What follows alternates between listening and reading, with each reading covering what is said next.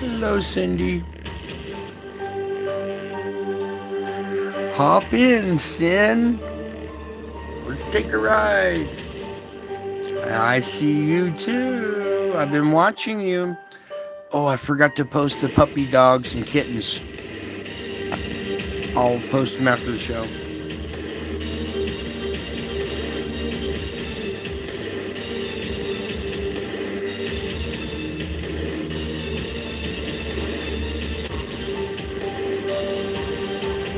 Thank you, Michelle. Good day to you.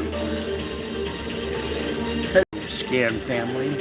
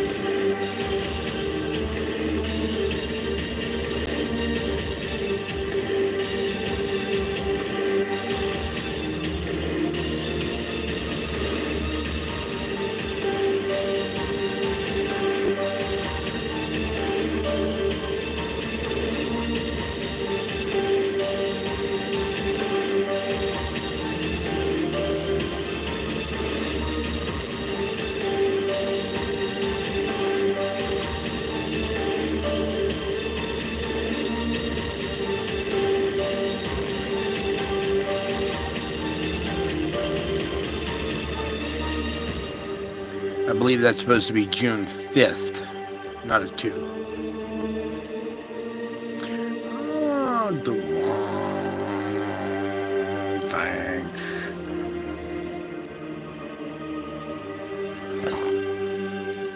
All right, folks. Howdy, folks. Welcome back. I told you I would be back. And here we go with limited data. And let me just, I should have warned you, a strobe effect. Don't want to cause no seizures here. First of all, let's cut back here a little bit and take a peek that there's no data for today or tomorrow. We'll even try to back out of this. Reload it real quick to see if maybe we got lucky. Nope. All right, but what we do have is a little bit from stereo A. Not much. Most of our event is missing. It was the big filament release on the side of the sun there. So most of it's missing, but what we do have here already going on here on the 6th, something I want you guys to kind of take note of. Today's date, 6/6/24. What happens when you add 2 plus 4? Yeah, and trust me, the powers that be know about that date. So everybody pray for tomorrow. Oh, I got 6 likes and 6 viewers. All right, cool. Anyways, we're going to take a peek at the 6 right here. That's this little event right here. It's only like 4 frames, but I had a feeling that there might be an event on this day. Seeing how 666 is the number of a man. Oh, you didn't know that, huh? You forgot about that part. You all thought it was the number of a beast. You thought it was Satan's. No, it's the number of a man. Oh, got you thinking, don't I now? So we got a whole 4 frames here, but here at the very end, you can see this weird, like, bow-shaped effect right here. We have like what appears to be our dark object right in there. Let me just kind of back and forth with our 4 frames.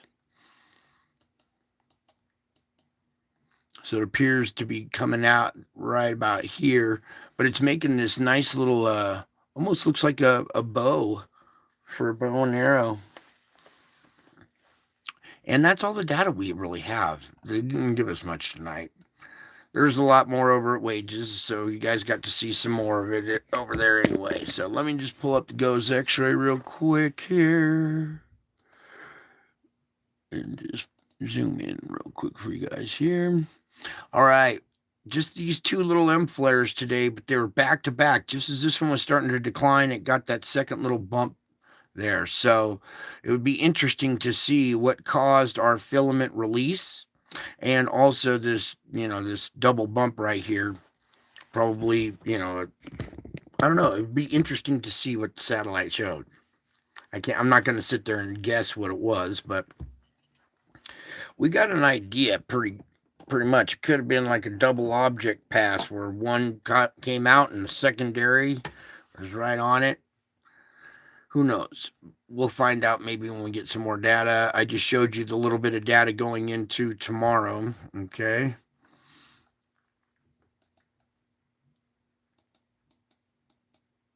Okay. Let me get over here. Now, our indices, this center one has dropped. It was over 200 and in the red. It's now 193, and it's actually lower than our regular solar flux index that's 195. And that's usually the way it is. This one has a tendency to be a little lower. It was odd to see this indice higher than the solar flux indice. So both of them are max yellow at 195 and 193. They could go into the 200s with any kind of little bump or hiccup or anything like that. All right. Now, no geomagnetic storms in the next 3 days as far as their forecasting. Okay. Our X flare potential dropped to 20, so it's no longer in the red. M flare 60%. We had 3 M flares today, the 2.4, 3.5, and 2.6, all of them out of region 97. Okay, so that's old 64, still just cranking out stuff. All right, still a lot of sunspots. Our main players, 97 right here, still beta, gamma, delta configuration. Okay. Aww. I saw that. Okay, let's get into the KP index here. About 2.5. It's still pretty low. It's not even at 3, so we're still mild as far as our, well, mild to medium as far as our auroras are. Oh, you guys are all sad for the baby, I know, but if I could explain it to you, the baby's in a better place. You shouldn't be sad for the dead. You should be happy for them. They finished their race. They're not in this hellhole. All right, so we got, there's ways looking at it. Okay, there goes our CME up this way on this one. Yeah, well, prayers for their family. That's what's tragic, is the people that miss them. Nothing on that one. I'm not going to open that one. Sorry, I'm interacting with the chat a little bit. We'll pray for them. It's a tough loss for parents. Okay, so here in this one, you can see this big filament lifting off right there, and that was huge. I mean, it was huge. So I bet you we had some kind of object interact with the sun here, and on our, well, I bet on our difference model or something, when we get get some more data, we'll look at this again and see what really caused it there. Okay. So let's just read this real quick. A filament located, well, let's put it all in the screen so you can look at it while I read. A filament located in the northeast quadrant erupted beginning at 1600 The event flung a coronal mass ejection into space that appears to be well off of the Sun-Earth line, so no impacts to Earth should be expected. That's good. It's still an awesome-looking event. Yes, it is. And it would be interesting to see said object, how it interacted, and here's I know there's data out there because they got this image right here. So you can kind of see our central core. Well, let's see if we can get that. Yeah, right here. Here's our little center object, probably right in there. Magnetic field around it, causing the CME. Either there or right here, maybe. But that's our one image right there that we got until we get some more data. All right. So solar activity continues at moderate levels today with an M3.5 flare detected around 97. The active region will remain a threat for solar flares above M5 threshold while it rotates across the southwest quadrant. A number of minor C flares have been detected off the southeast limb, possibly around 83, which should turn back into view over the next several days. No Earth-directed coronal mass ejections were observed in chronograph imagery over the past few days. So a little good news. We're not taking on a bunch of energy, but we are, and it's not from the sun. We covered that one yesterday. Let's get on over here to spaceweather.com. So right here, the highest number of sunspots in 22 years, the average sunspot number for May 2024 was 172, the highest value in 22 years. So far, June is even higher at 200. This is June 6th. May, the whole month of May was 172, and so far June is even higher at 200. If this continues for the rest of the month, June could log the highest sunspot count since December of 2001, rivaling the peak of the potent solar cycle 23. There's the laser-like anti-tail of Comet 12P. We talked about this. This is almost like looking from the tail of the comet. You're looking from like the back of the tail, through the tail, up to the comet head. So it's like looking up the comet's butt or something. This is all the tail right here coming at, it's coming at you. This thing is heading away from the camera, and it makes it look like it has twin tails, but this is the tail that's way deeper into the page, and this fuzzy part is right at the screen. So that's the perspective of this. It's like you're looking up its butt or something, okay? So this is all the tail spread out, and you're looking at the back end of the tail, looking through the tail all the way up to the head of the comet, way up in there. That'd be deeper into the page. So you get a reference of how you're getting this perspective here. It's going away from you, and you're looking at the tail, through the tail up to the head of the comet. All right. Go read that article if you want. I got other stuff to do. All right. Do you see this right here? This is a good grinding event. We had pressure build up to the point where the core and the shell were grinding again. Now, this event right here, well, let's just get into this. There was no CME, no impact, no geomagnetic storm that caused this. This, I have a feeling, is being caused by the object passing by. When these objects, these planetary bodies, interact with the sun, they rip plasma off, which in turn heats the object. The object is still radiating.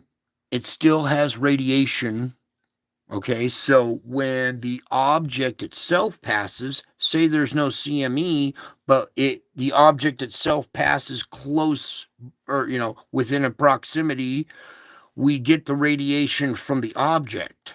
Even though you can't see the object, we're getting absorption from these objects as they pass. Now, I believe this object passed our planet pretty closely today, especially when I saw today's tornado activity in Maryland. That was not a forecasted tornado event. Like I said, these events have been, 25% one day and, no probability the next. And the high percentage day turns out to be a dud, and the low day turns out to produce. So it's been hit and miss. And when it does that, I have a feeling it's because when these things interact and they go by our planet, they're still, it's almost like almost like a small sun going by us, right? And the radiation coming off of it still charges our planet, and we still get energy. It's still absorbing energy. So either way, however it's happening, this was another grinding event that wasn't really too forecasted. Just like the weather, we're getting this stuff where it's happening outside the parameters of our,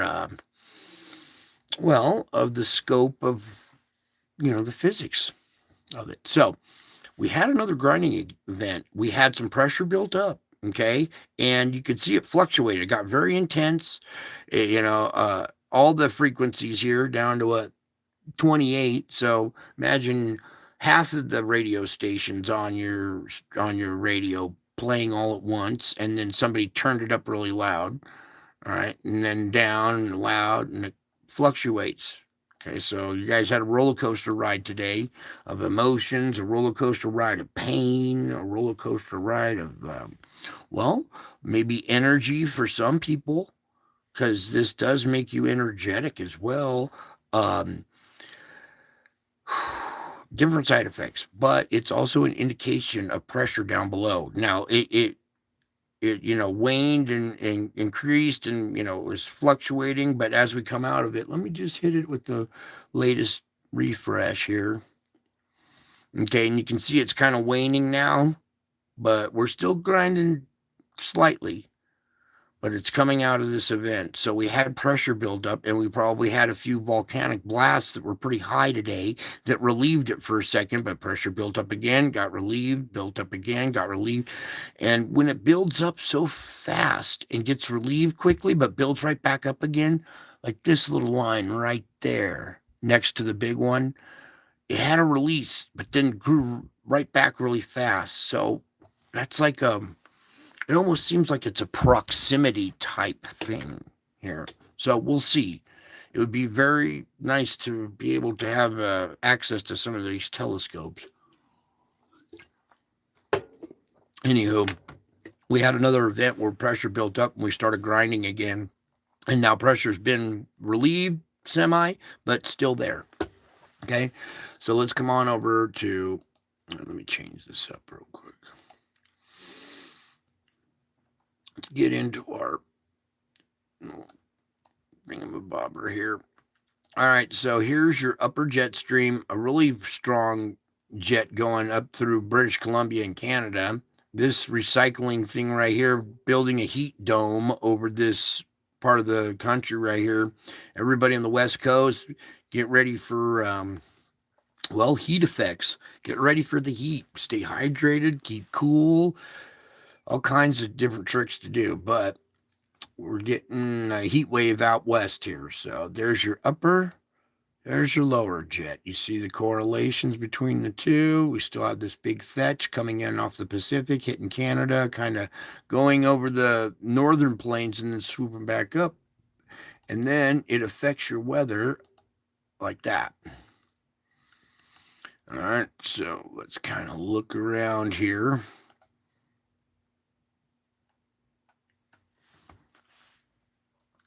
Look at this weird flow coming in, dip way down. There's something kind of blocking stuff right there, making some of it go up, and then the rest dip way down. We got a pretty good strong storm brewing right out here. See this tight vortex right there? So another storm coming possibly into the Pacific Northwest. We got another one brewing way out here. Look at this thing. That's weird. All right, let me just kind of look around.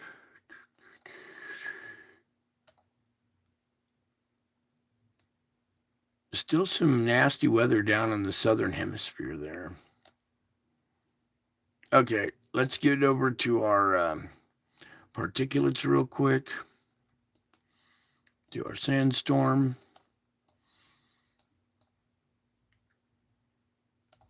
Big sandstorm blowing sand all the way across, up. It almost looks like an arm reaching out with a hand that's just about to tap someone on the shoulder. Excuse me, could you tell me how much sand am I going to lose? But huge sandstorm, big sand plume going all the way across the Atlantic now, up. At least it's not going up into the Gulf area and stuff. Hopefully this will kind of stifle the hurricane growth out in this region, but we can still have something start to brew outside the sand here and intensify into this region where we got hot water. So, whoops, take that down. I want to pull back, rotate around. So, the big African sandstorm, you got this one coming off the Caspian Sea up here, one over India again, and your one up in the Gobi Desert.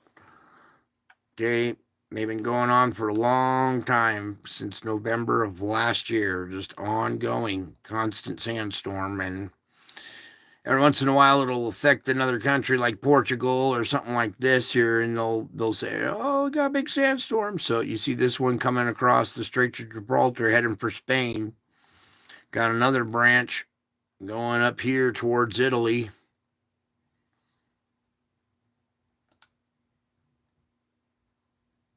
Over here by the Caspian Sea. So there's a lot of particulates flying around, a lot of sandstorms going on. 4 of them. And one big one here, 2, 3, 4. Let's just even kind of put it in red a little bit.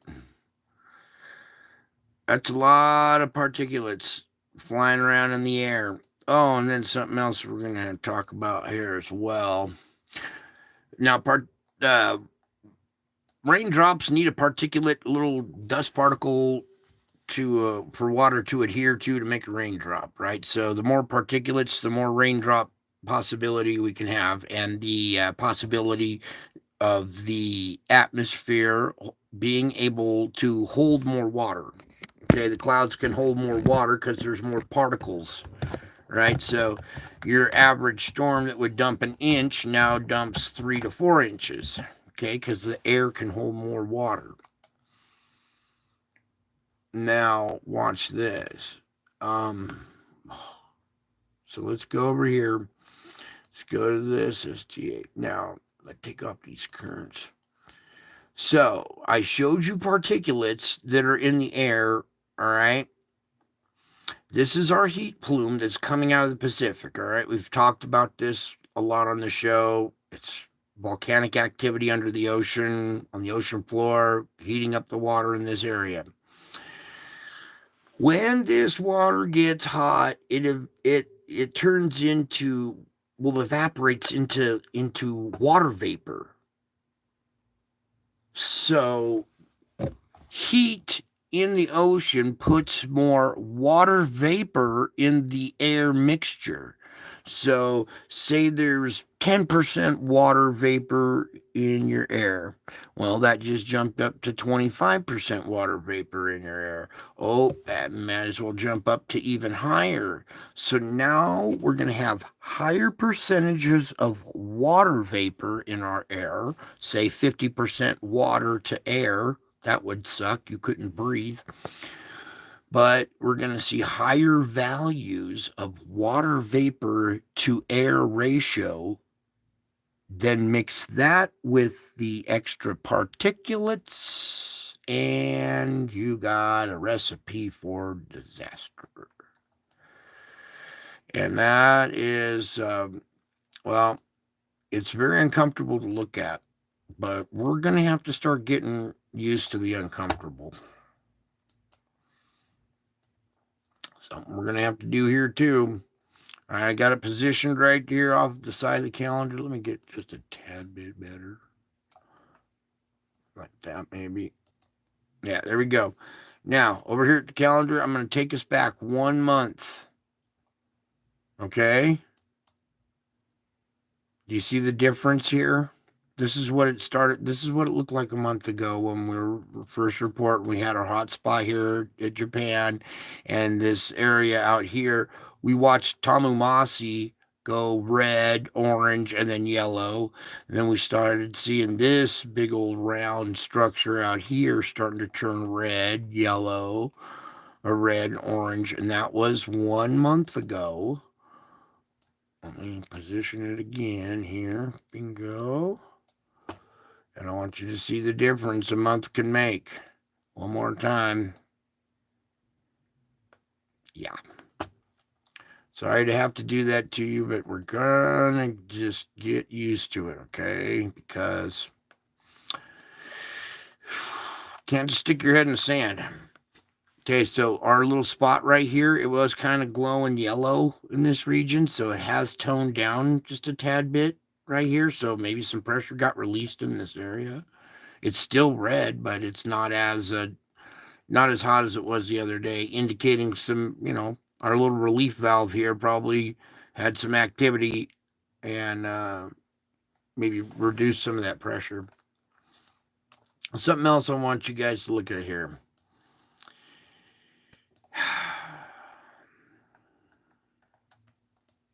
This is the Hudson Bay. Guys familiar with the Hudson Bay? It's way up here north, up by the Arctic, up by Greenland. Very cold bay right here. What's going on there? Big old heat plume in Hudson Bay. There is something going on under the water here, Hudson Bay. Let's look over here. This is Greenland. This is where all the cold water is. Nova Scotia.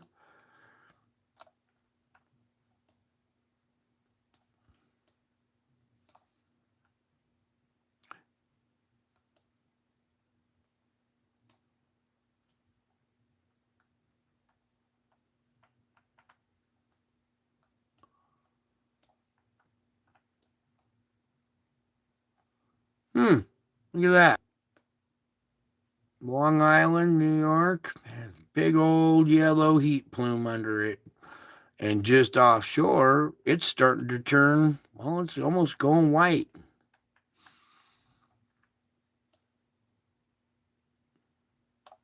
Here's Massachusetts. A lot of hot water off the East Coast right here. And this band right here. So now we have all of this hot water out here off the coast of Africa, here in the Atlantic. This is your fuel for your hurricanes. This is going to be probably the most violent hurricane season we've ever seen. If the water's this hot already and we're at June 6th, imagine the sea boiling at August 15th, and so much water steam is rising off the oceans that there's just constant hurricane out there. We might have to entertain something wacky like that in the future here.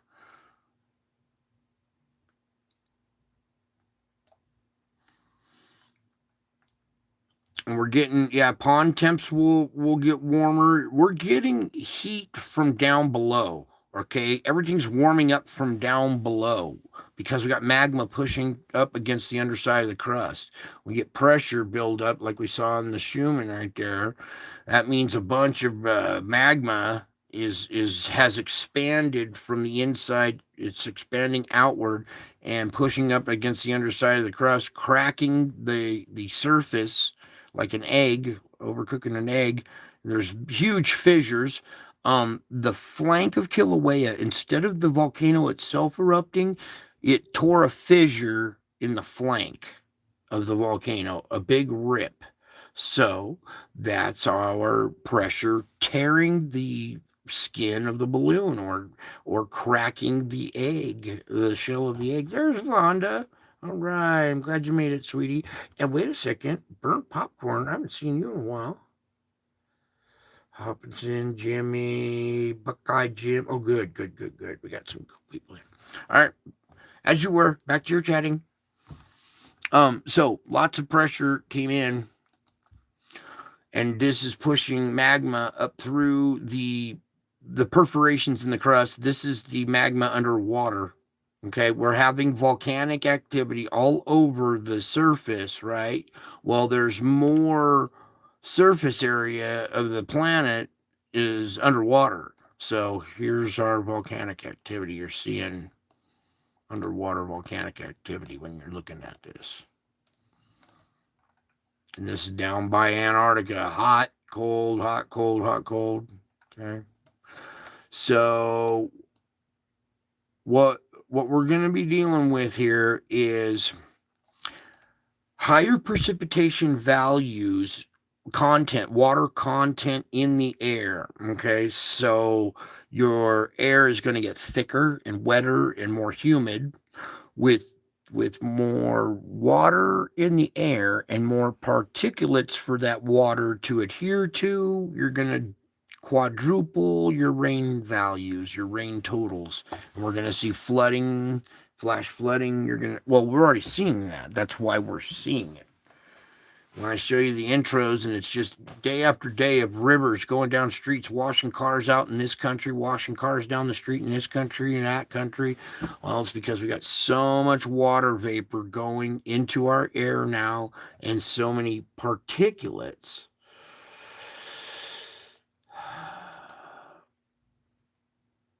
This is SO4. This particulate, this is not even the ash. This is SO4. Imagine all the ash that's up in the atmosphere too. But this one likes to adhere to water, and we're getting higher water values in our air. 50%, say. No, I'm not gonna. That's not what it is, but we're just using a number as a value to work with. Well, this SO4 bonds with H2O and makes H2SO4, H2SO4, which is sulfuric acid. So not only are we going to get pounded with a bunch of rain, it's going to be a bunch of acidic rain as well. If you collect rainwater, you're going to have to pH balance it and test it and find a way to get the sulfur out of it. And look how it's right down the middle of the country. I show you the country divided thing. Now let's come on over to the SO2. This is another sulfur compound. All right, here we are. America, the nation divided. Over here, bleeding out with massive flash flooding, blocking up a lot of the stuff. Whoosh. Every time. And, you can just tell there's been a lot of water flooding this region and blocking up the pores that this gas comes out of. It therefore increases in the surrounding area. The pressure increases in the area around the edges of it. And you can see we got quite a bit of pressure right up in there. We would be showing a little bit more, but there's a lot of flooding. Now look at South America. This is all filling in now, getting dark down to here, all through up there. Let's go to our fulcrum point. Yes, Buckeye Jim, everything is propaganda nowadays. Everything is propaganda. You have to understand you're in a fallen world. This is a world of lies, all to get you to think their way. All right, here's our fulcrum point again. We got a lot of gas coming out of there. The other ones, they're darkening up, but it's turning into just kind of one blob almost. So we have an increase of pressure so much that these darkened in and kind of all blend in together now. What I'm going to do is kind of take you up the coast here. And these are all individual sites. Okay, these is not one plume blowing down. These are all individual perforations in the crust that are expelling SO2. That's the gas that surrounds the magma down below.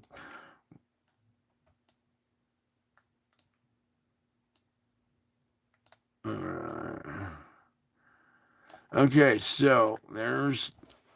Now, I want to come over here.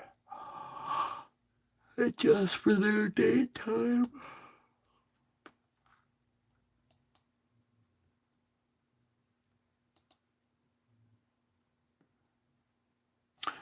On the right day. No, not even the right day. Let's go. 5. All right. Actually, we could probably go one more here. Where's... Ow.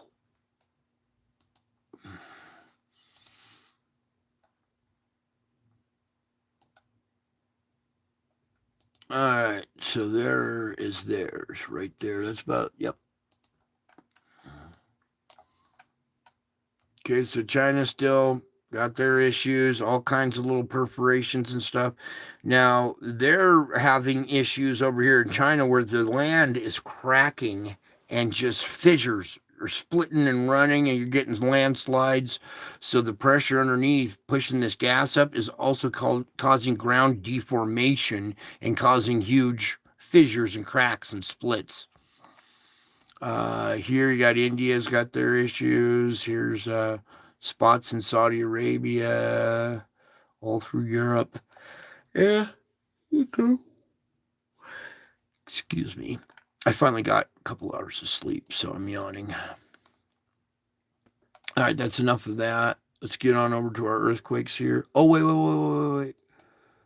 We're not done here. Oh, yeah. I want to see something.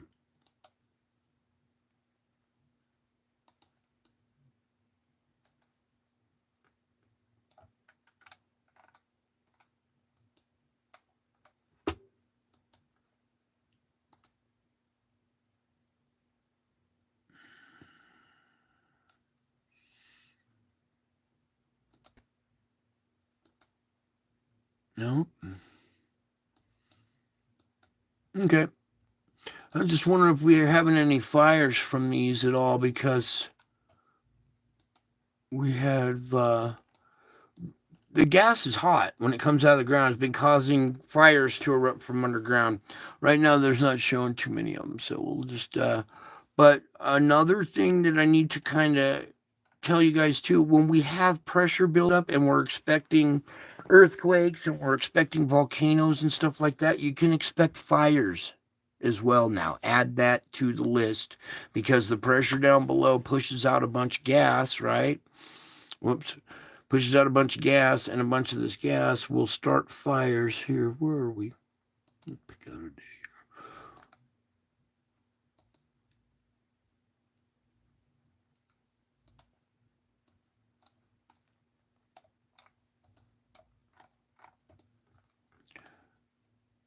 Like this up here.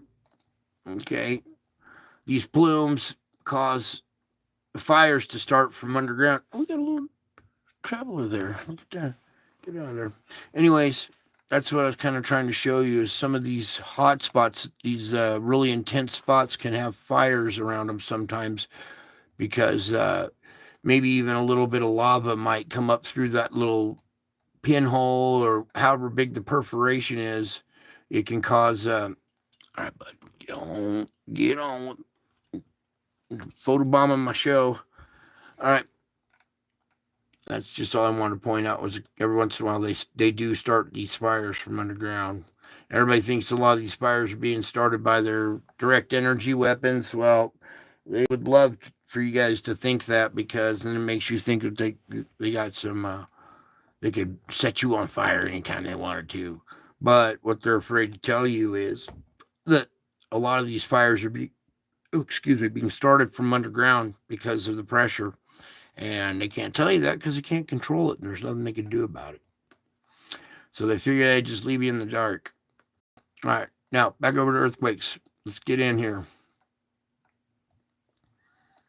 Our deep region, 4.6 down at 523. Our typical mid-range 4, but we have a second one, a 4.7 down at 563 here. So we have 2 deep quakes today.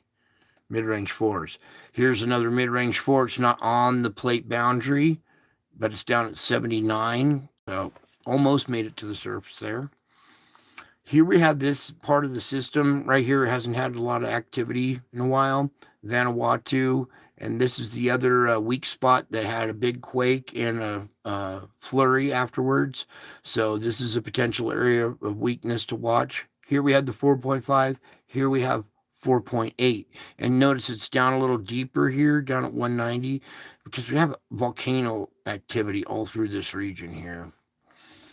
And I'm just wondering, this almost looks to be at the base of this, or like right on the edge of this little, well, like a little tub or a little basin right in here, right on the little cliff edge. I was wondering if it was like on the flank of one of these islands. So 4.8 there. Coming up here, 4.5. That's down at 428. What? No volcanic island or anything out there, huh? Well, might be one popping up there soon. Never know. Okay, coming up here, still nothing at Taiwan. All right, even though we saw a little drop in the pressure and the color there still hasn't been a quake there. So right here we have a 4.9, which is a 5, almost at the surface, scrubbing energy right there, plate boundary quake. But over here is a 4.4, and it's down at 477. Okay, that's a pretty deep quake. It's right on this little ridge of underwater mountains, these little sea mounts, this little range that's running down there. Here we go, downtown Tokyo, 4.7 at 45. And a 4.5 down at 74. So a little activity right there, scrubbing energy a little bit. Really quiet up through there. I want to take you over on this side. There were 2 quakes here off of Sumatra. This one being 5.4 down at 63. And there was another one right there. It may have gotten kicked off. It was this one right here. Yeah, 5.0 down at 26. So there were 2 5s right here off the coast of Sumatra today. Relieving energy or relieving pressure in that area. Okay, nothing at the fulcrum point, but over here in the lake region, we got a 4.3 at 12, and our fresh quake right here, a 4.1 at the surface, scrubbing energy there. Diverse quake. Can you say it with me? Can we all agree? Is this diverse enough for you? 5.1, Kakonda, Angola. Oh, something else I was going to talk about. We have a lot of tornadoes here in America, right? We're Tornado Alley. Well, now it's Canada and Africa. Yeah, we're having tornadoes in Africa, South Africa, and up in Canada now. Go figure. Diverse places again. So let's get, wait, we got to finish this up. So, boom, that's a 5.1 at the surface. That's scrubbing energy right there. This is where that hot spot is. Come here.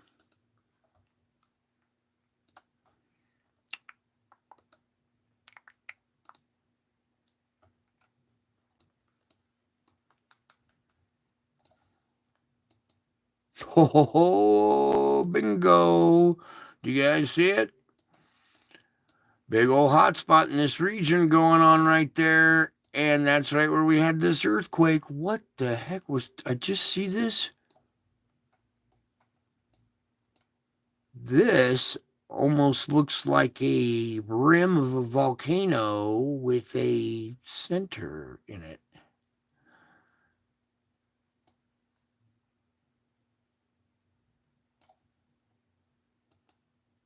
Yeah.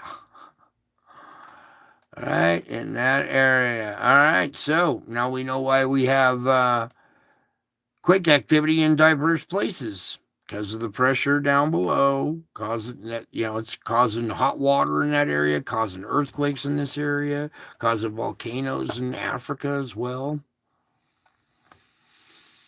Coco's plate up here, 4.0 at 35. Down here is our 5.5, really close to the surface there. 4.2, a little deeper there. Then up here by Iceland on the Reykjanes Ridge is a 4.5 at a depth of 10, scrubbing energy there. That's good. That's good. All right, just real quick before we get into America, look at all these fives. Boom, boom. There were two. Remember, there were two there. So little pickup in activity, magnitude, little increase in our fives here. So that's that. Let's get into America here and pull up all the magnitudes now. Are you guys enjoying the earthquake report at all? I like to watch Dutch, and he kind of changed his earthquake reporting style. So I don't know. I'm just doing a little more meticulous for you guys, since maybe if you miss what I miss from him, I'm trying to fill that gap. 3.9 at 124 and 3.4 down at 27. We got a geological feature now. These are underwater. What's going on here? Just 2.2 activity, but a little flurry right there. All right. Now as we go up the chain, you can see it goes up to the fulcrum point up here. Bing, comes back down. We got this that made it over 1.8. There's a couple right here.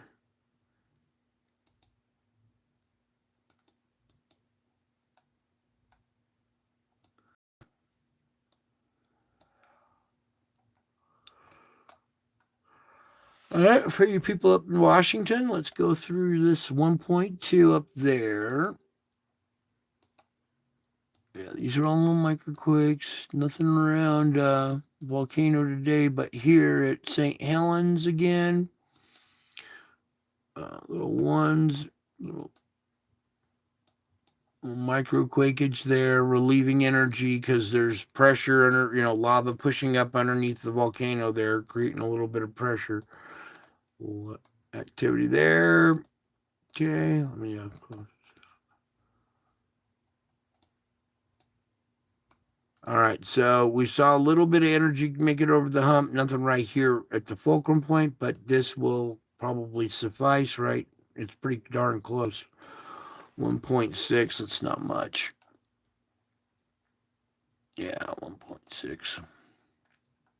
Now let's check our geysers area. Good. We're having a lot of micro quaking there, relieves a lot of energy, so we don't have a big 5-point, 6-pointer there. Good. That I'm glad to see this little region come back to life, because we could do, thousands and thousands of micro quakes right there, and it would save everybody from a major quake. Okay, here we are again in this Bay Area. It's a little further back. Clayton, California with 1.7. Just kind of watching these fault zones right along that run parallel through the Bay Area here, parallel with the San Andreas, Hayward faults and stuff like that. There's a 2 right there. Pinnacles right on the fault line, 2. 1.1. Good little flurrying down here. Oh, look at this. We have a new weak spot here. Ooh, 3.4. 2.8, 3.1, 4.3, 4.6. Well, looky here. That's good. 3s, 4s, and the biggest being the 4.6. All right. A lot of energy just got scrubbed at this little spot right here. That's good. That's good. We have a new little weak spot that's flurrying out right here. What is this? Mainly farmland and stuff. That's good. Not a big old city right there, so that's 4.3 down there. Okay, I want to look around here. Yeah, we still got little activity. This place still active a little bit there. We all know what's going on here. Yeah. 3.4 out of New Mexico here. Their little operation here. Yep.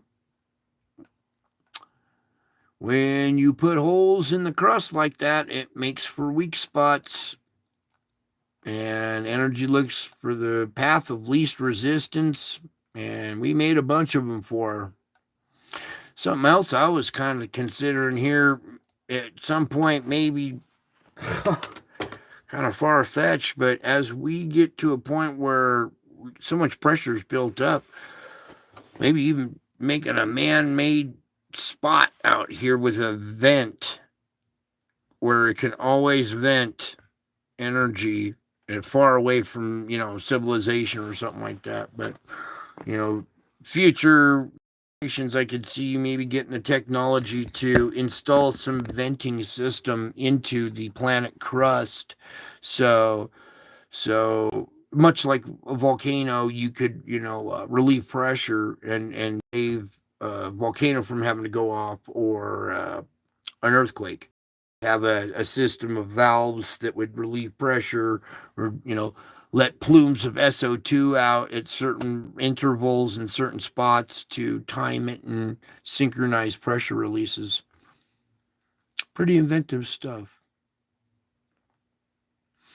I think that's going to cover our earthquake report. Let's get into the volcano report, because we got that too. And the weather is still to go, and then our spiritual report. So here it's already at the 5th. So Recahanus still going. Ooh, excuse me.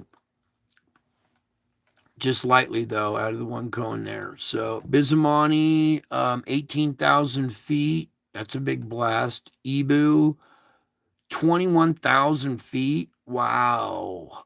That's big for IBU. Luatobi, 8,000. Murapi, where are we here? Oh, it did say that one. Okay. 14,000. Ducono, 8,000. Fuego, Novier. Sabancaya, 27,000. Now, here we are at our lists, okay? There are a lot of volcanoes that are active, all right? This is minor activity, means active. Even though it's minor, it's still active, okay? Root word active in activity. Minor, active. So it's still active. All of these are still active, just minor. They're the kind that are next to go onto this list, okay? And this list is currently erupting. These are the ones that are basically erupting every day, okay? And I usually go through and read all these, but my eyesight's getting weird after some sleep deprivation here, so... I'll point out some, though. Every single one of these, take note, okay? Because all of these are always erupting. Fernandina, Urda Ale, Erebus, Abaco, Ducono. These are all the regulars that we're used to reading about, okay? Over here, Aoba in Vanuatu. That's where we had that weak spot. Remember? Bongana, Canalone, Concepcion, Cotopaxi. That one always surprises. Dempo is new. Everybody watch Etna, Gama Lama, Great Sitkin, Karangatang. Here's a new one, Karensi. That's new on the list. Kilauea erupted. It halted the eruption, but it had a fissure tear, much like fissure with a curtain and fountains. So Kilauea, like we before, was kind of plugged up, and we were seeing quake activity. So the pressure built up so bad that it just tore on the flank of the volcano. Basically, a fissure tore open. Klachevskoy, Manam, Mayon, Nevada del Ruiz, Nisoshima, Old Yono, Poas, Purase, Rayung on Java, Recon de Vieja, Ruang, Tofu, all these are all potential to go off. All of these are constantly going on. And then that was the 5th. I wanted to see 6th. Yeah, there's the 6th. Okay, so Ibu, 11,000 feet. It had a 21,000 foot blast yesterday and another 11,000 foot blast after that. Because remember, I was just reading this Ibu for the 5th was 21,000, and here's another 11,000. Merapi, 11,000. Ducono, 8,000. Away eruption that commenced southwest. Okay. So, real quick, Ibu had 11,000 on the 6th, right? Because this is the 6th.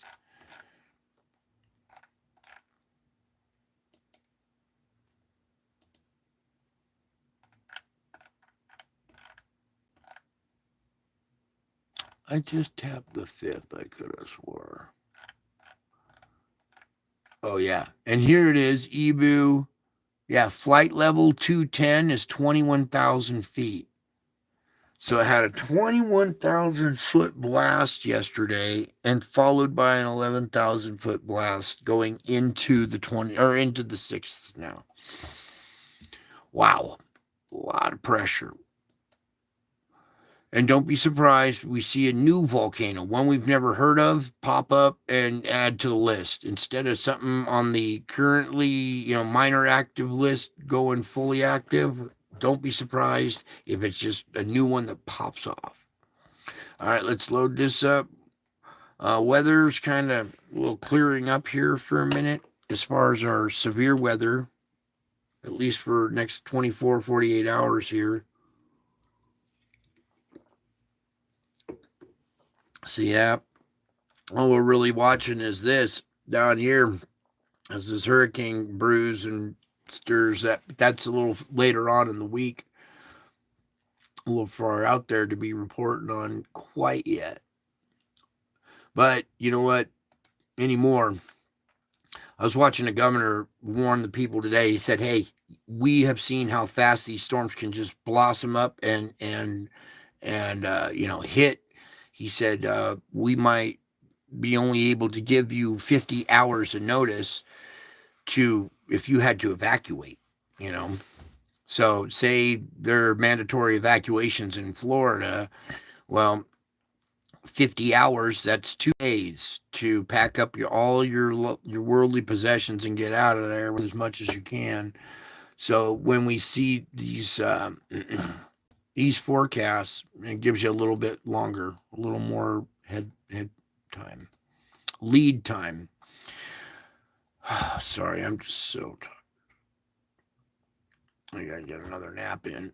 All right, so this is our current conditions, nighttime of the 5th, morning of the 6th. Still severe weather here in Long Island, 666. Don't be surprised if that place gets, it'll be interesting. So that's the morning of the 6th right there. There is your noontime. Convection. Still some up here in Canada, New York. These little, after what I saw today in Maryland that wasn't even predicted, well, just watch out. Everybody just be aware of what your weather is doing that day all day. Little pop-ups, discrete ones down in Florida as well. You can barely see them, but there's some in Florida. There are little pop-ups going up through here. So Oklahoma could see something, maybe down in Mexico, creep into Texas. Just all kinds of little hit and miss areas now. It's so hard to predict it anymore, especially with our new player in the game. Nighttime of the 6th, morning of the 7th, noon, convection, nighttime, 8th, noon, convection, nighttime. There's still little pockets, but they're not as big old crazy storms.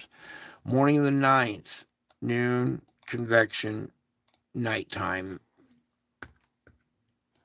Morning of the 10th, noon, convection, nighttime. Morning of the 11th, noon, convection, nighttime.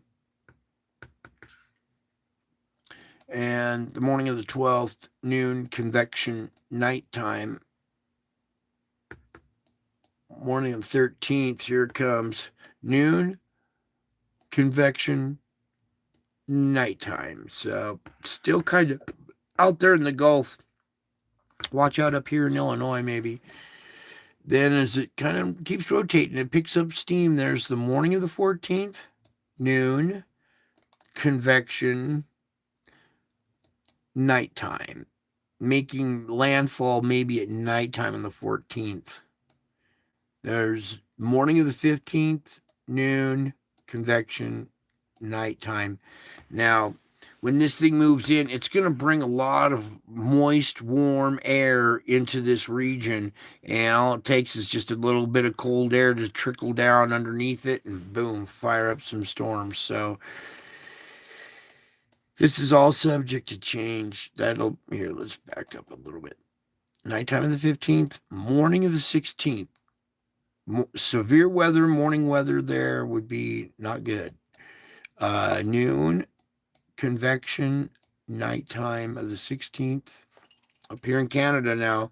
You guys in Canada, get used to being in Tornado Alley now because this moist, warm air needs cold air.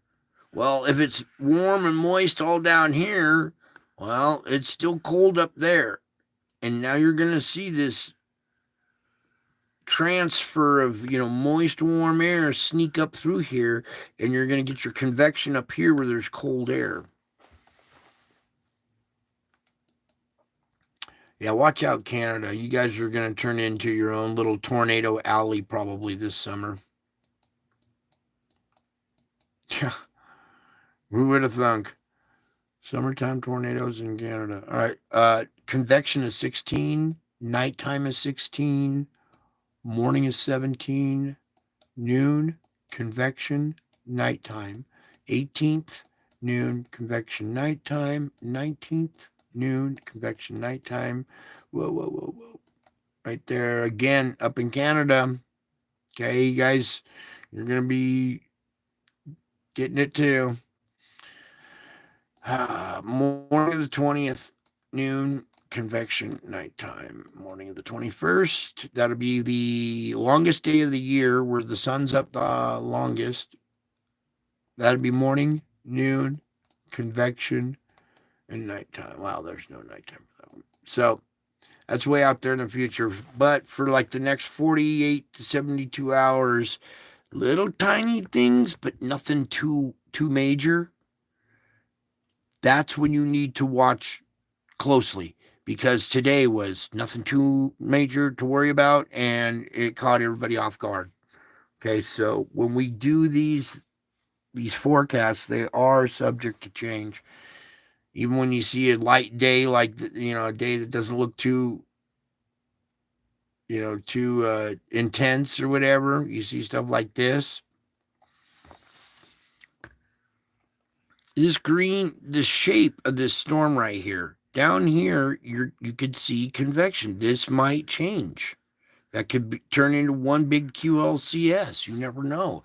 The way our weather has been behaving with these spheroid, well, events happening.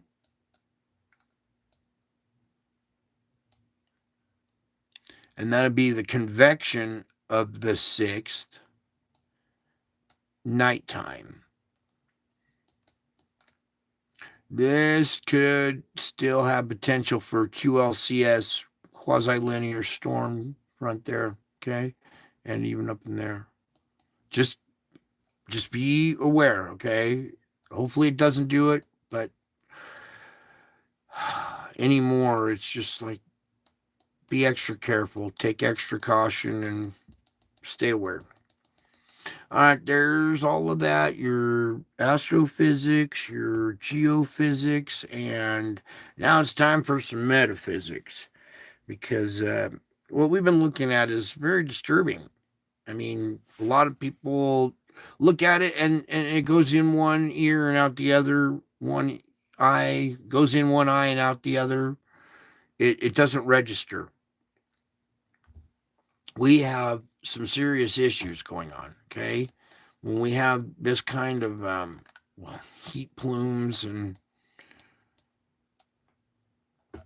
activity like this, where are we? June.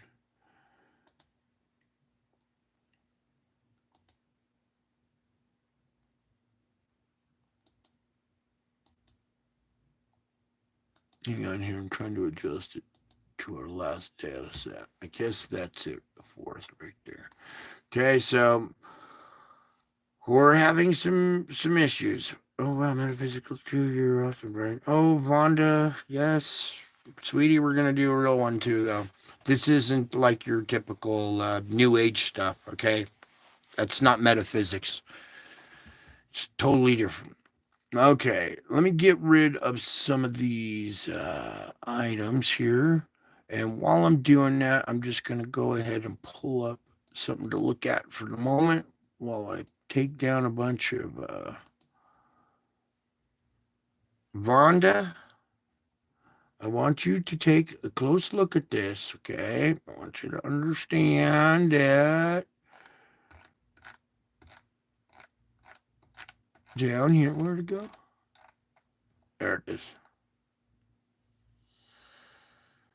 All right.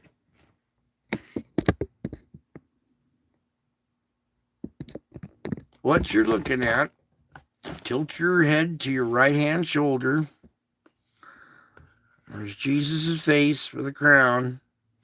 Is it blurry again? All right, here, let's try doing a little bit of adjusting. Sometimes the camera doesn't get this right. Whoops. I think we're good right there. All right, so there's that event while I'm taking down. Whoops. Some of these other spots. Volcano page off there because it eats up so much. All right, so we got all kinds of interesting things going on here. Oh, good, good. Oh, good, you did see that. Oh, good, because we got a lot more for you here. And we're going to come over to my channel, pop open my channel here. I do videos, shorts, live streams. I do all kinds of stuff. I should put music on the playlist is what I should do. But you come over to videos, and this is all like old stuff that I did a long time ago when I first started. And I use a lot of these. All real events, okay? I just took a bunch of pictures today, caught all kinds of great stuff for you guys. And I forgot to post it before the show. So what I'm going to do is after the show is I'm going to go into the community and I'm going to post for Hopkinson. I got some kitties and puppy dogs captured today. in the sunset. All right, we're going to go ahead and just play this real quick. Oh, we need volume. The clouds yesterday, and I noticed something forming in the clouds, what looked like a face over here. And I'm going to start zooming in on this face because it's a real face. And if you look back behind it here, let's zoom in just a little bit. You'll notice that back behind here, this face is being projected by Jesus's heart right here. You can see it radiating out. Here's Jesus's face. He's pulling open his shirt, exposing his heart. His heart's radiating out this image in the sky. See this face here? And there's a crown right here. Also in the etherical, in black, there's another crown right here. Anyways, I just wanted to show you this picture.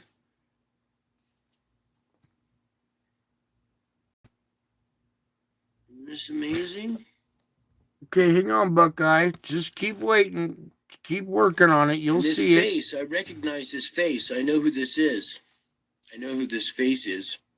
Yeah, it ends up being my face in the clouds now.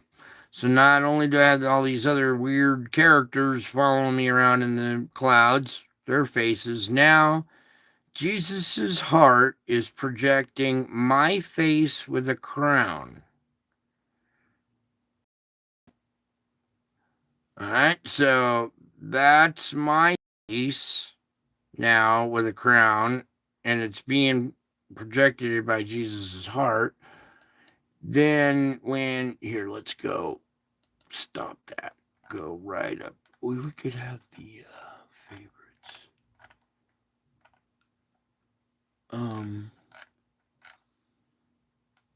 Actually, we're just gonna,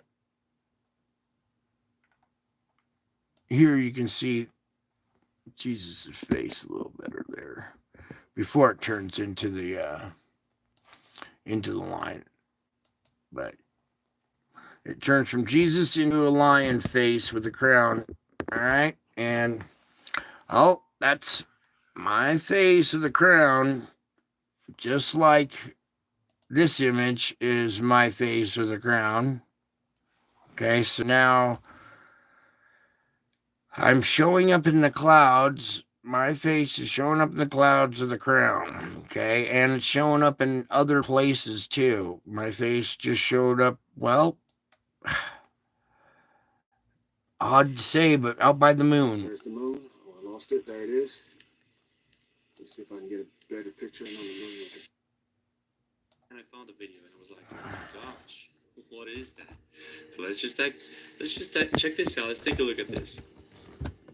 So, it is February 28th, 29th, 29th. I have got me a better quality camera to catch this thing in the sky. And holy moly, I am scared. I'm scared, but I'm not going to trip because I've been catching this thing for a while now. It's very ominous. There he is. There he is. There he is. There he is. It's a huge face. what is that? Looking right down on us. Let's see if I can zoom in a little bit brighter. There he is. There's the moon. Oh, I lost it. There it is. Let's see if I can get a better picture on the moon like it's supposed to. Is my hand in front of the thing or something? All right, here we go. That's okay, Buckeye. Just, you get to see what you get to see. There it is. Just understand that when you see that. Look at that. Yep, there it is. There it is. What is that? Camera makes it so clear. There it is. Okay, that's the video. It is February. Okay, 28th. so we got several people saying that this is. All right, that's the video, but I want to get right to this because where to go? Because Mr. BB here Look, if you're like me, you want to carry your gun all day long. Ads, dude. Ads, guys. Seriously. All right. Here we have my face showing up next to the moon. Right?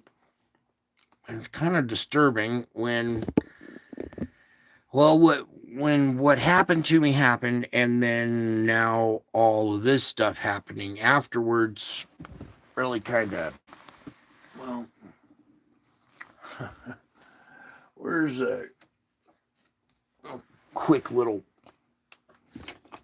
reference here for you guys. That's what my face looks like when I'm looking down and I'm reading out of my notes to you guys. This is of me when I was a tad bit younger, more like this age right there. All right. So when I say that that's my face, I'm not like bragging or trying to take credit or anything like that. It's totally different. It's way totally different when you recognize your own face in the sky. And that's out by the moon. It's not in the clouds. My face is turned from being in the clouds with a crown to being out by the moon now. Okay? And it's because of who I am. Okay? It's important you guys understand the reason why this stuff is happening is because of who I am. Okay, so now we're going to get into our reading. Everybody take a nice deep breath in. Hold it for a few seconds. Slowly exhale. I'll even moan, or what I call clicking, where you just one little vibratory, moan at a time. So you hold it.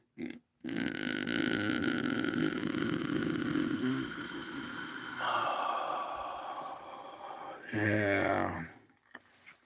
It's important that we breathe, relax, take a moment to unwind and be in the presence of the Lord, because that's the only thing that's going to keep you of sound mind during these hard times, okay? And after all the disturbing stuff that we look at, it's important that you sit quiet with me, letting all your fears and worries bubble up to the surface of your consciousness. There, in the light of my presence, the bubbles pop and disappear. Okay, so we just saw all that gnarly stuff, all the earthquakes, the volcanoes. That's all real stuff, you guys. And it's disturbing. So it's important you sit quietly with me, letting all your fears and worries now, we just drew them up to the top. We just made them bubble up to the surface of your consciousness, didn't we? Because those bubbles, in the light of my presence, those bubbles pop and disappear. Bubbles of anxiety, bubbles of fear, all these different stresses bubble up to the top. But now, in my presence, you see my face, you hear my voice now. Those bubbles pop and disappear, don't they? If they don't right there, then how about right there? That should make some bubbles pop and disappear and go away. Bubbles of fear and anxiety. Because you're with me now. You are sitting quietly with me, letting all your fears and worries bubble up to the surface of your consciousness. And now that we've got them there, they're in the light of my presence now. Those bubbles are now in the light of my presence, which makes them pop and disappear. Now, some fears will surface over and over again, especially the fear of the future. Okay, that's what was the one, that's our main one, is the fear of the future. Because we're looking We're looking at a crazy president who likes to push buttons, and he's got the nuclear button, and we got all kinds of maniacs, egotistical maniacs, world leaders that want power and greed, and oh man, do we have a lot of problems, right? So those fears are usually the fear of the future. Are we going to war? Are we about to die? Are we going to do? Is this what's going to happen tomorrow? Okay, those are what we're working on. Are those fears of the future? Because that's where most of it is right now. Now, we have this tendency to project ourselves mentally into the next day, week, month, year, and decade, and you visualize yourself coping badly in those times. What you are seeing when you think you're going to cope badly in the future here, what you are seeing is a false image because it doesn't include me.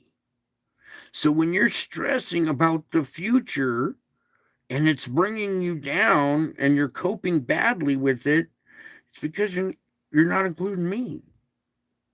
What you're seeing is false. You're trusting the news, and you're trusting the lying politicians and the lying media. And of course, that's going to give you anxiety. They're doing this to you on purpose. So I'm fighting back, and I'm giving you guys some things, some tools to fight back with.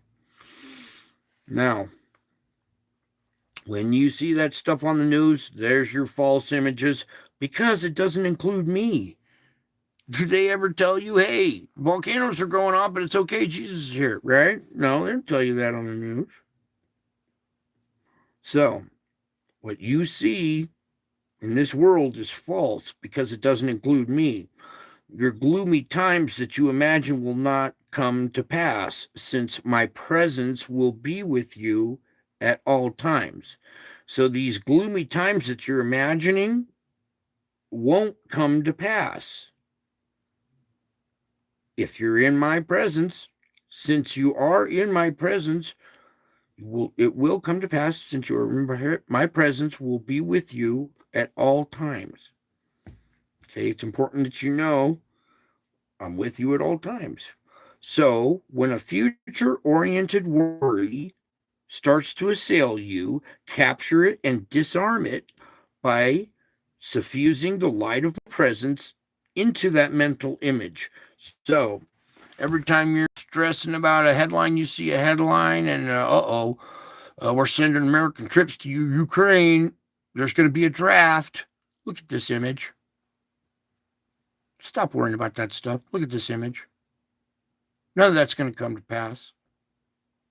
You're future tripping about stuff that the liars are telling you. I'm telling you, your future you're okay. You're going to be all right. Just don't let these guys implant their negativity into your mind.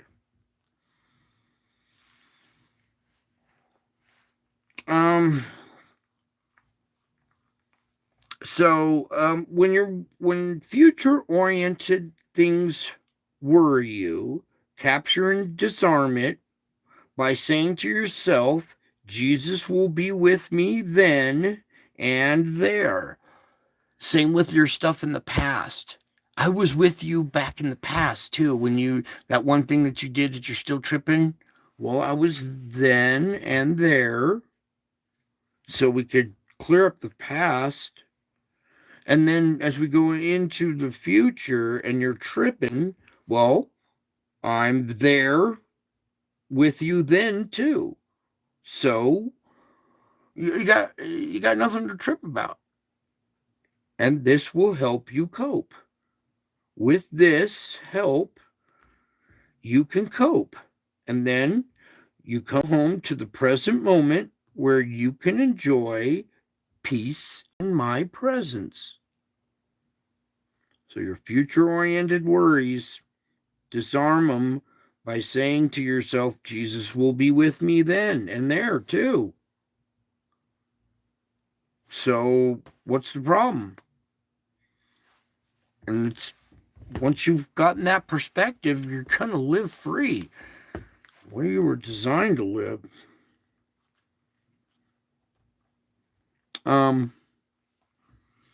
Yeah. Now, when we're coping now, because you're coping because you're not tripping about the future. You know, I'm there in your future with you now as well.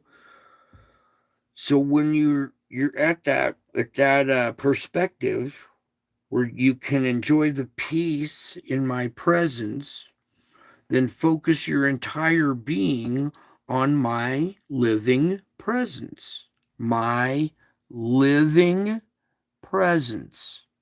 Living means being alive in a meat suit with consciousness.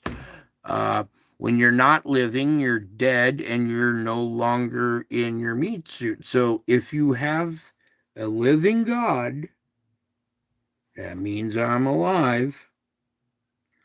Focus your entire being on my living presence. I am most assuredly with you, enveloping you in my love and in my peace. See this heart right there? Here, let's get a little bit bigger here. I want you. Okay. See that heart right there? I am most assuredly with you, enveloping you in my love and in my peace. So while you relax in my presence, I am molding your mind and cleansing your heart. I am recreating you into the one I designed you to be. Now, as you move from stillness into the activities of the next day, do not relinquish your attentiveness to me. If something troubles you, talk it over with me. If you get bored with what you're doing, fill the time with prayers and praise. You feel good when you do it. It should. So, if you get bored with what you're doing, fill your time with prayers and praise. Praise can be music. I showed you the code in the music. You can sing the music. That's praise. And it helps you, makes you feel better, right? Because we're trying to help you. So focus your entire being on my living presence. I am molding your mind and cleansing your heart. Okay, now as you move from our stillness into the next activities, don't relinquish your attentiveness to me. Okay, so when someone irritates you, don't let your thoughts linger on that person's faults. Gently nudge your mind back to me. Every moment is precious if you keep your focus on me, and any day can be a good day because my presence still permeates all time. All time. Good and bad, it permeates all time. Okay? I am molding your mind and cleansing your heart. Don't relinquish your attentiveness to me. When you get bored, prayers and praise. And when someone irritates you, don't let your thoughts on that linger on that person's faults. All right. My favorite one is they know not what they do. So many times a day I have to, you, that's an idiot, screaming at traffic. And I have to, Lord, I'm doing it again. I catch myself. I got irritated with somebody's faults, with the person's faults. I started to linger on the person's faults because they irritated me. And I gently had to nudge my mind back to, Lord, I'm doing it again. Please help me forgive them. They know not what they do.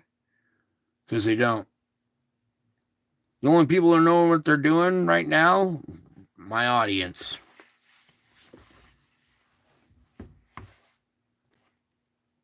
Yeah. When someone irritates you, don't focus on the person's faults. It's the sin. It's the sin's fault, not the person's fault. They're just uninformed at the moment. Okay. So let's keep moving forward now. You see, we are want to go back to that one there.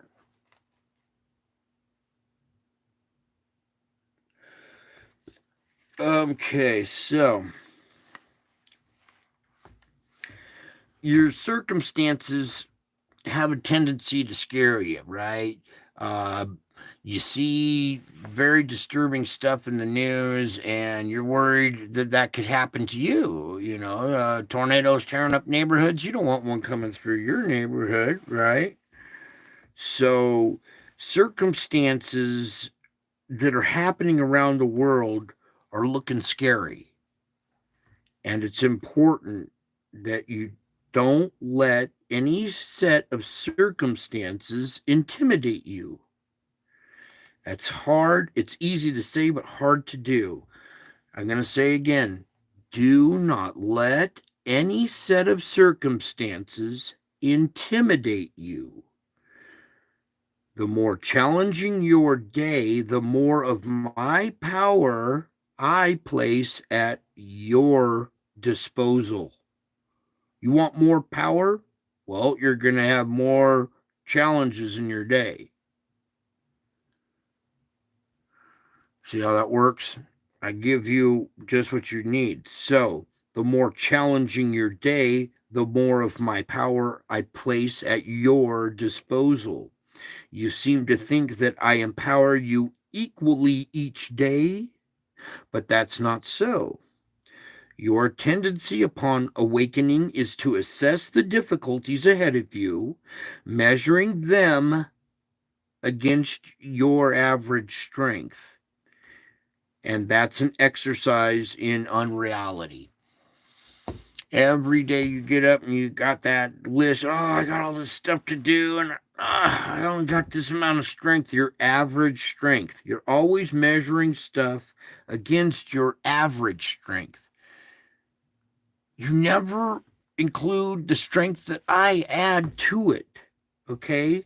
So when you think your average strength is just not going to measure up for that day, you forget I'm going to add a lot more. So quit measuring your difficulties against your average strength, because it's an exercise in futility and it's actual unreality. I know what each of your days will contain, and I empower you accordingly. I'm not going to give you a week's worth of energy for one day. You'll use it up in one day. What are you going to do for the rest of the week? It's portioned out, okay, on a daily basis. And I know what each of your days will contain, and I empower you accordingly. The degree to which I strengthen you on a given day is based mainly on two variables: the difficulty of your circumstances and your willingness. Yes, the two variables are the difficulty of your circumstances and your willingness to depend on me for help. So try to view challenging days as opportunities to receive more of my power than usual. Wow. Those are going to be more powerful days? Oh, so challenging days now are opportunities to receive more power. So look to me for all that you need and watch to see what I will do. And as your day, so shall your strength be. Ah, making sense now? So as your day, so shall your strength be. If you've got a difficult day, you will have more strength. Hope you guys are grasping this stuff. It's not too tough. It's just hard to practice. But when you do practice it, try practicing it, because you will live abundantly. You will have freedom in all circumstances. No set of circumstances will ever intimidate you again. And when it does, catch yourself and go, you know what? Jesus is going to be there too. He's going to be then and there too. What am I tripping about? Look to me for all that you need and watch to see what I will do. Your needs are being met. Do you see it? Because look to see what I do. So as your day, so shall your strength be. Boy. This is going to sound backwards, but not if you've been paying attention. This time of abundance in your life, right now, this is the time of abundance in your life. Everybody thinks this time of abundance means a bunch of money or a bunch of valuable material stuff. That is totally the opposite. Right now is a time of abundance in your life. Your cup runneth over with blessings, doesn't it? I mean, compared to before you got to this channel, is your cup overrunning with blessings now? Should be. Because we are in this time of abundance. Your cup do indeed runneth over with blessings.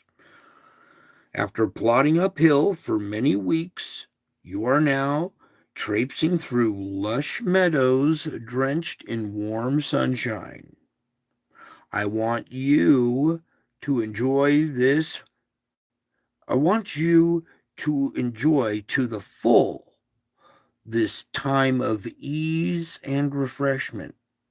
This moment that we're in right now, this time of ease and refreshment, I want you to enjoy to the full. You are now traipsing through lush meadows, drenched in warm sunshine. I want you to enjoy those lush meadows to the full. I want you to enjoy to the full this time that we have together in my presence, this time of ease and refreshment and peace. And I delight in providing it for you.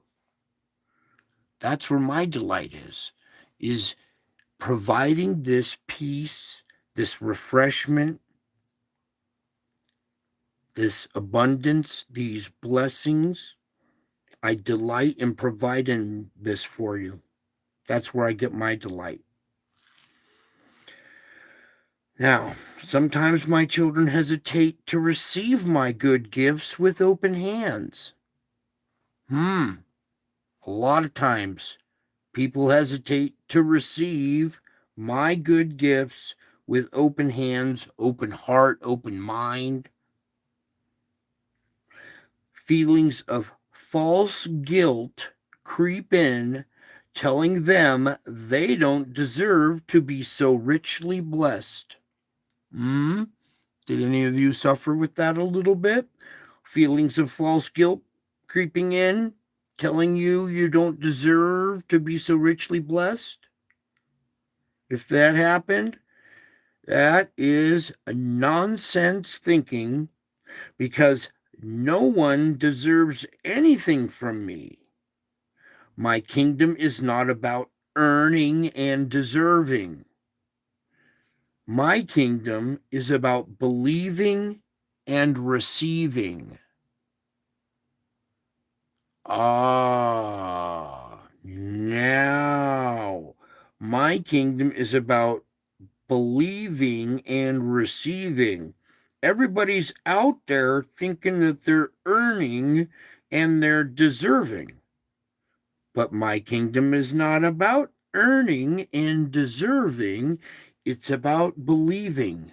Because when you believe, that's how you receive it. It's how you receive the blessing. When you believe me, you see my face in the clouds, you believe that I'm here now, which is the truth. All of a sudden, you're blessed, aren't you?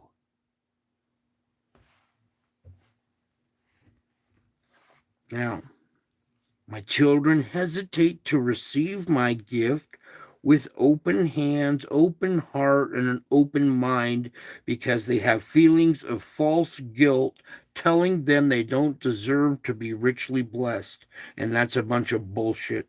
Sorry, I have to say it, but BS. I'm trying to clean up my language here. That's a bunch of BS because no one deserves anything from me. My kingdom is not about deserving, it's about believing to receive. So, when a child of mine balks at accepting my gifts, I'm deeply grieved. But when you receive my abundant blessings with a grateful heart, well, that's when I rejoice. My pleasure in giving and your pleasure in receiving flow together in this joyous harmony now. We have our relationship, this joyous harmony now. Because you receive my abundant blessings with a grateful heart. And I rejoice. My pleasure is in giving these gifts to you, and your pleasure in receiving them. When you guys get pleasure in receiving the best gift in the world, it makes me happy. Because I got people that won't. And I spent years in jail and in institutions and tortured because people would not give me 5 minutes at a time to look and receive the gift I was trying to give them. It's a gift. I give it to you free of charge. And I pray that you're smart enough to share this with your friends and family. If you're not, then, well, I feel sorry for your friends and family. But actually, I know this audience quite well. Hello, Marie. Welcome. Got here just the right time, I guess, huh? So even when things look dark right now, this really is your time of abundance. Okay, my pleasure is in giving you this gift, and your pleasure in receiving it flow together in this joyous harmony, because I am Christ in you, the hope of glory, the one who walks beside you, holding you by your right hand, is the same one who lives within you. This is a deep, unfathomable mystery, but you and I are intertwined in intimacy involving every fiber of your being. The light of my presence shines within you as well as upon you.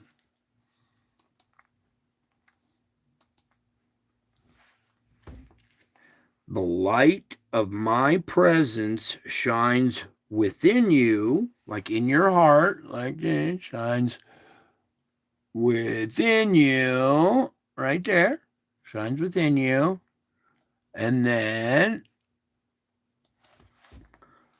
shines over you. So,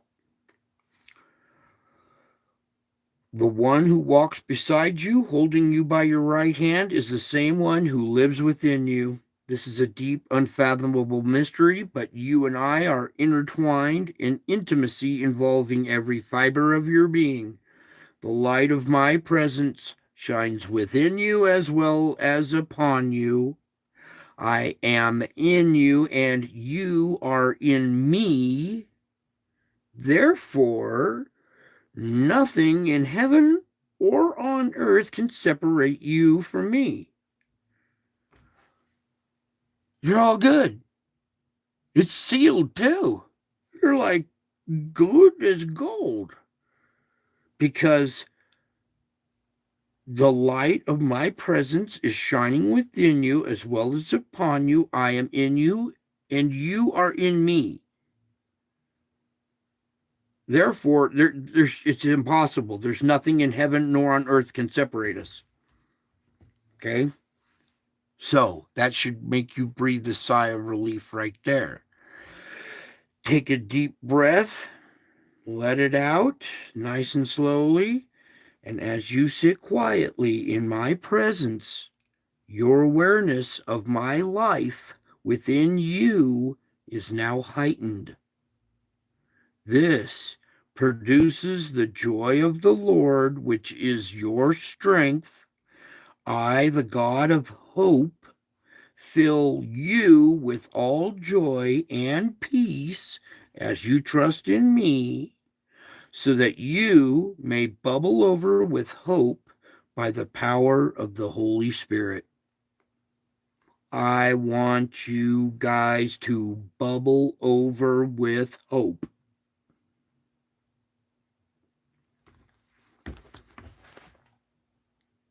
Bubble over. Go ahead. It's okay. You can celebrate. You can rejoice. Everybody else is getting all depressed. You should be rejoicing. You see that right there? I want you to bask in the luxury of being fully understood and unconditionally loved. Unconditional love. See, you guys made up this word love. I call it unconditional. I unconditional you. So, bask in the luxury of being fully understood and now unconditionally loved. Dare to see yourself as I see you, radiant in my righteousness, cleansed by my blood. I view you as the one I created you to be, the one you will be in actuality when heaven becomes your home. It is my life within you that is changing you from glory to glory, from salvage to salvage. We're in the salvage business. We salvage our days. That's a glory. Each time you are able to salvage your day is a glory. And sometimes you have to do it several times a day. So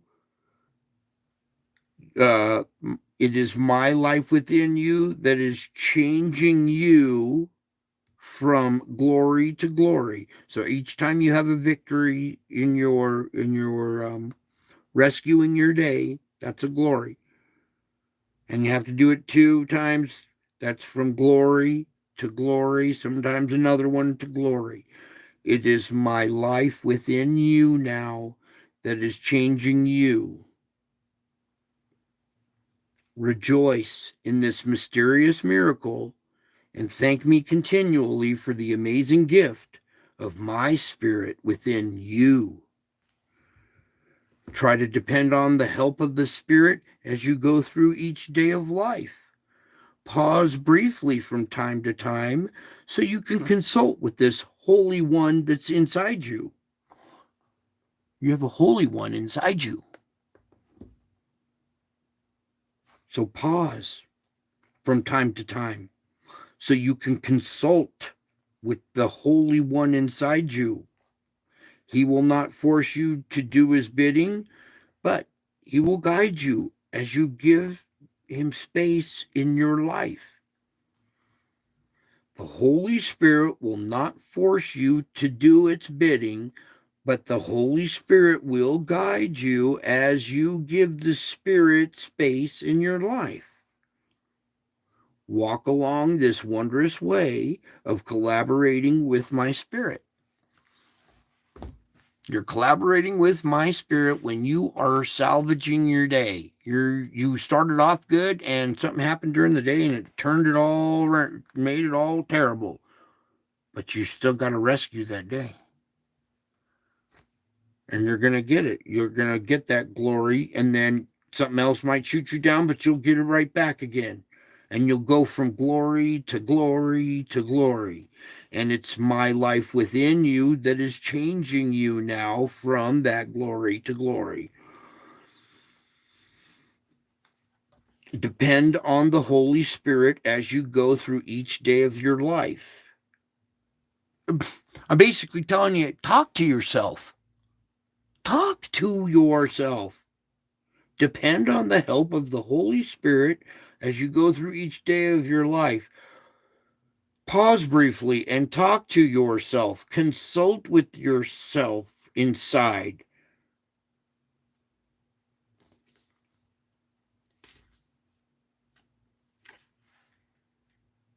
So as a man thinketh, so is he as he is.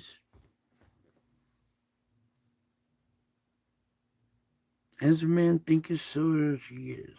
Now, we got a lot of problems, and we have to deal with a lot of problems in our lives. So there's a technique about problems. So approach problems with a light touch. When your mind moves towards a problem area, you tend to focus on that situation so intensely that you lose sight of me. You pit yourself against the difficulty. We do that. We pit ourselves against the difficulty as if you had to conquer it immediately. Your mind gears up for battle and your body becomes tense and anxious. And unless you achieve total victory, you feel defeated, don't you? When you got a problem, there's an issue, it's I don't know, we got all these wonderful things pop up every day in everyday life. Just took the truck in, got the oil changed, now it's got an oil leak. So there's the problem. I'm not going to let it upset me. I'll just take the truck back. I'll approach the problem with a light touch instead of telling the dude at the shop, "What? Are you a friggin' idiot?" I'll just say, I'll approach it with a light touch. "Hey, bud, I was in here the other day. You guys always do such a great job. I seen a little oil dripping out the bottom. Can you check that drain plug for me? Make sure you got it in there all the way." And you approach these problems with a light touch. Okay?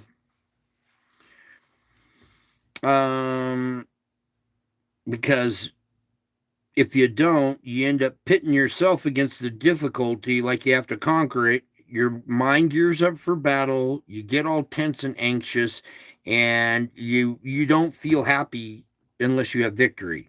Unless you achieve total victory, you feel defeated. But there is a better way. That's me. I'm always but there's a better way. When a problem starts to overshadow your thoughts, okay, the problem is overshadowing your thoughts, bring that matter to me, talk with me about it, and look at it in the light of my presence.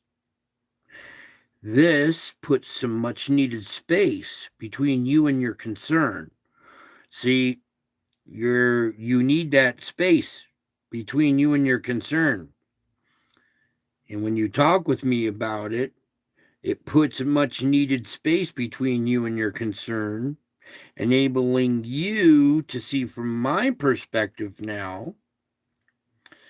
And then you will be surprised at the results. Sometimes you may even laugh at yourself for being so serious about something that is so insignificant. Yeah.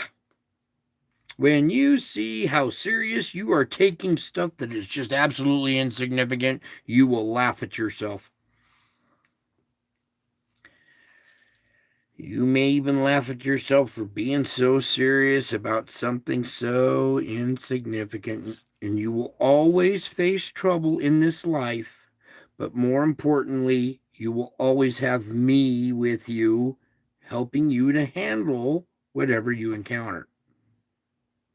Approach problems with a light touch by viewing them in my revealing light.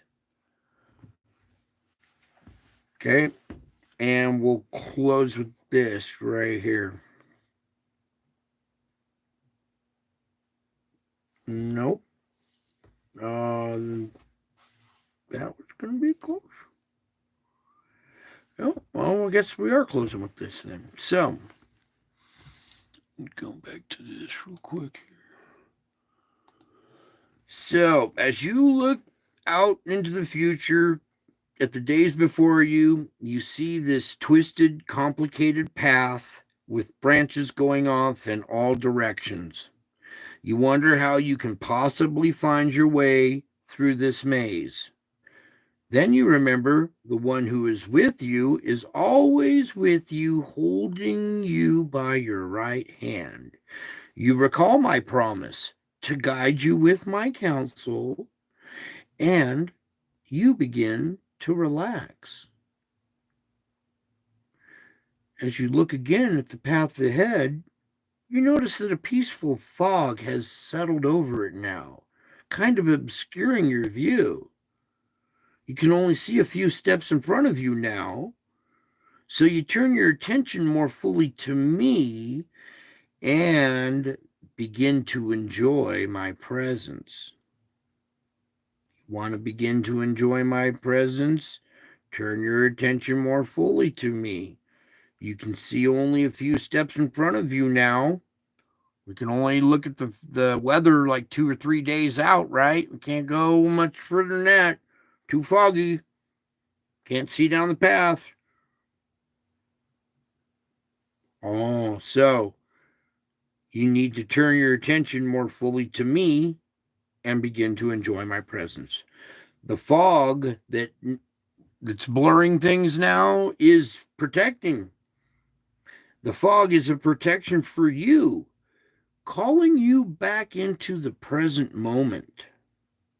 And although I inhabit all of space and time and every moment, you can communicate with me only in the here and now. So someday the fog will no longer be necessary, for you will have learned to keep your focus on me and on the path that's just ahead of you, not miles down the road. You're focusing on me and the next couple steps, and that's it. Just that. Focus on me and on the path that's just ahead of you. Don't try to look through the fog, because someday the fog will no longer be necessary. You will have learned to keep your focus on me and on the path. And just the next couple steps, to the next couple moments. Okay, I think that was their close, yeah. Find something else to close with here.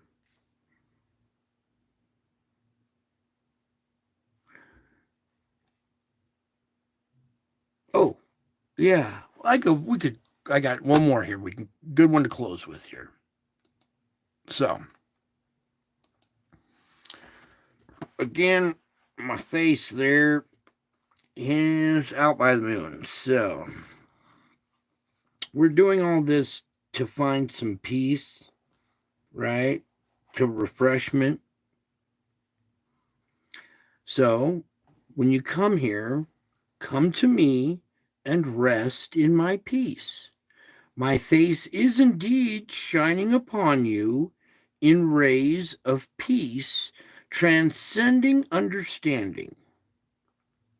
So instead of trying to figure things out yourself, you can now relax in the presence of the one who knows everything about you.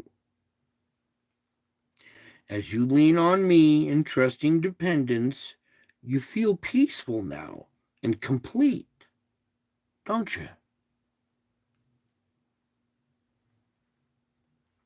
I'm sorry, I'm busy reading. I saw something in the chat.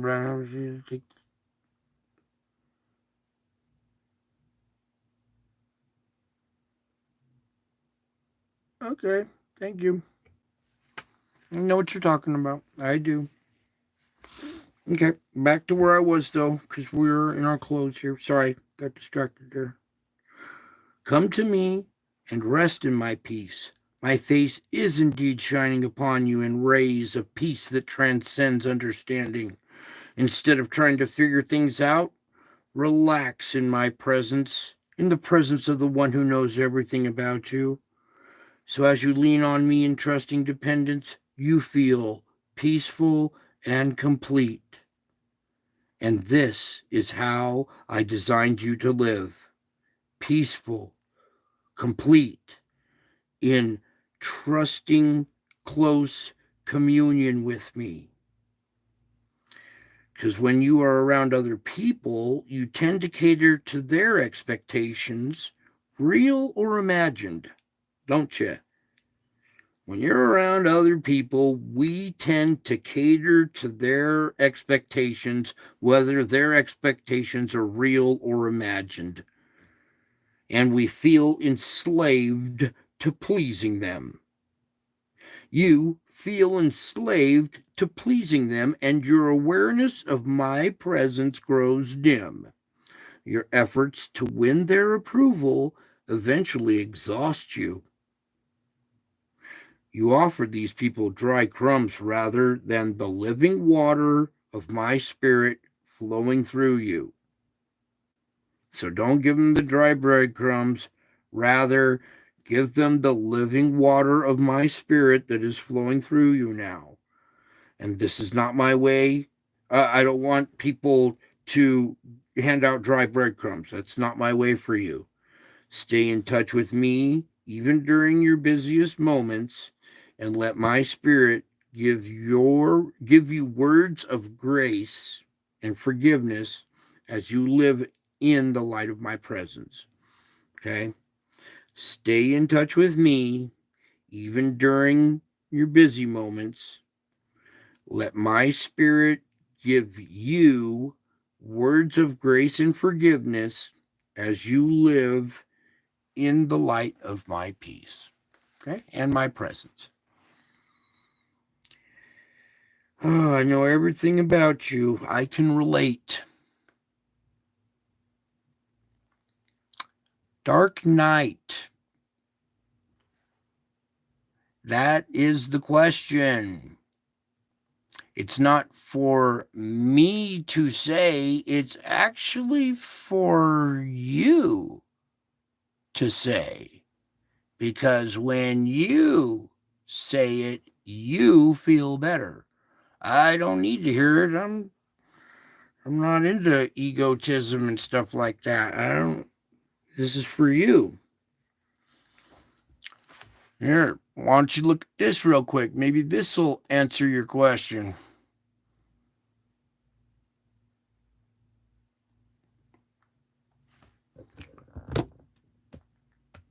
There you go. Let that speak volumes. Well, my whole channel speaks volumes. I just read volumes to you. You should recognize. Are you a dickhead? Yeah, I can be sometimes. Yeah. We are crucified with Christ, not to our lives with Christ that lives to be. Oh. Dark Knight. Who's this guy? It's all good though. Everybody has to go through that process first. It's like it's hard to believe, but sometimes maybe you were like that when you first got here. Not necessarily like that, but you still had questions when you first got here. Questions like Dark Knight had right there. So instead of me answering that question, why don't you keep coming back, Dark Knight?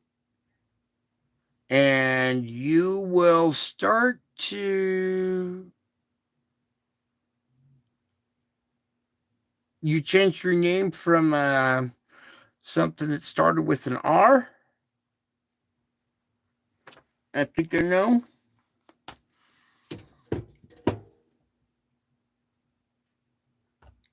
Do you remember M3 or do you mean me? I think you were asking, do you remember me? I remember your old handle before Dark Knight.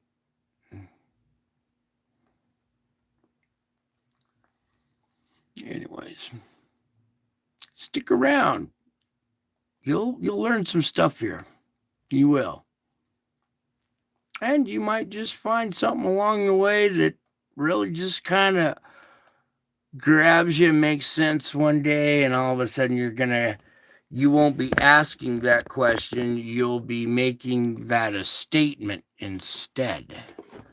All right, so that's it for tonight, you guys. I sure love you. In the other world, do you remember? The other world.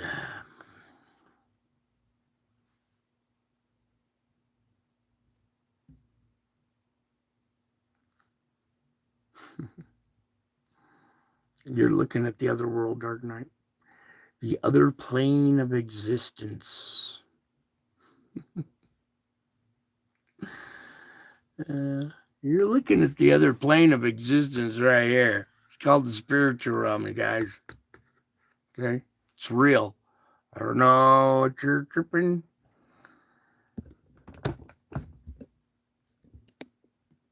You don't have a clue, do you? Nope, I don't, Dark Knight. You've tricked me. You tricked me. You're so clever.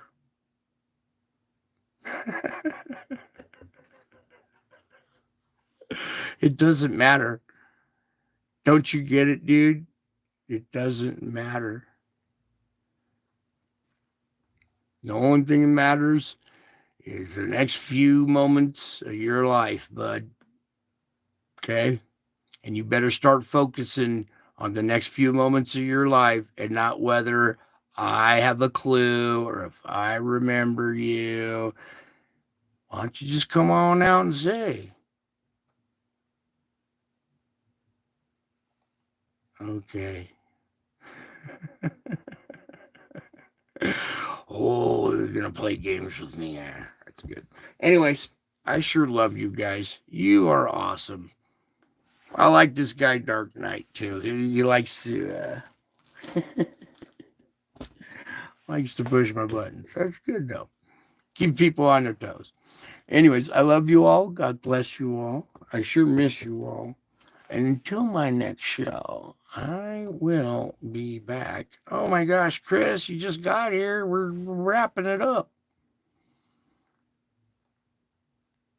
All right, there. All that matters is this guy loves you.